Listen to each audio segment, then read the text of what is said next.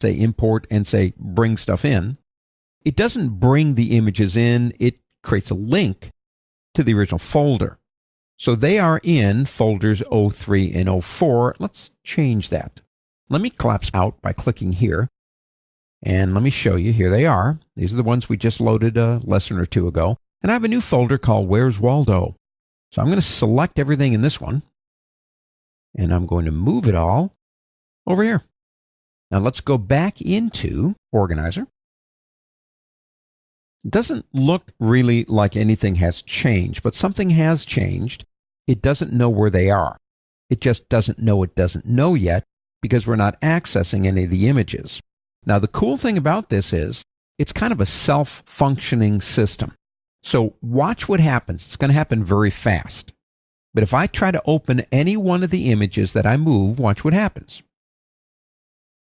Now it only takes it like a microsecond to find them. But notice something else. The folder is now named Where's Waldo? Because I moved them into that folder.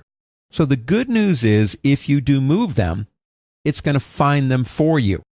If you've moved them to another hard drive, well, that could take a little bit of extra time, but it will find them, which is kind of nice when you think about it. Let's do this. Let's collapse back out again. And let's move them back. And let's make this even more fun. Let's go to this one right here, which is, of course, TED.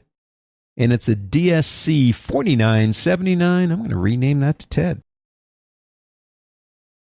Okay, just like that. Now let's reopen Organizer. How's it going to handle this? Now let's go back into Where's Waldo here and try to open any one of them. You say, well, it did it. Nah, not really. Okay, it found those and put them back into 4. But if we go here, that one's still there. The problem is it doesn't know where that one is because I renamed it. It can do a lot of things, but not that. So if I select it and come up here to the word file and go into reconnect, you have missing file, all missing files. We only have one. But if I click missing file, what I'm going to have to do here is click browse because it'll be there for 3.5 days. It's not going to find it. So we know this is the name of the original file missing from our catalog. If we come over here, we have all these different ones, including Where's Waldo down here, but it's not there anymore, is it? So if we come back up here again and go to my desktop, and it's in 04, that will be in my exercise files right here, and it's TED. Now, just because you say that's the one that's missing doesn't necessarily mean in reality it is, but it will take your word for it. So you want to check things like the size and the date it was created and make sure they match up. If you're convinced that's the TED that used to be the DCS, whatever it was, click Reconnect.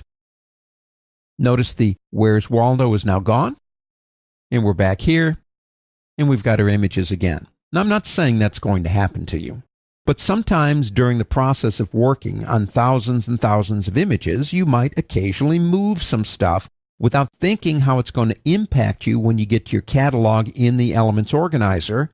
If they're named exactly the same thing, it will find them for you eventually.